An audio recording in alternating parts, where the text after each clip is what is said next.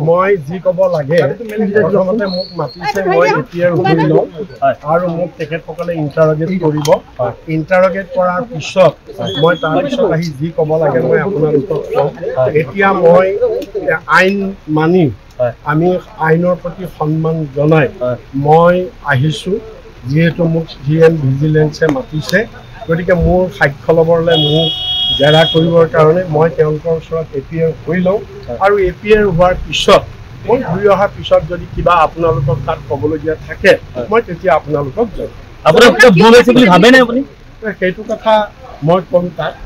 মোক যেতিয়া জেৰা কৰিব তেতিয়া মই ক'ম এতিয়া মই নকওঁ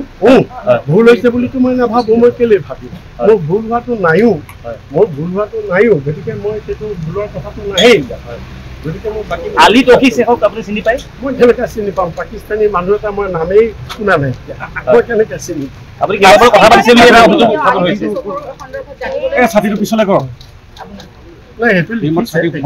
মইতো চিনি নাপাওঁ জানি নাপাওঁ মই কোনোদিন পাকিস্তান গৈও পোৱা নাই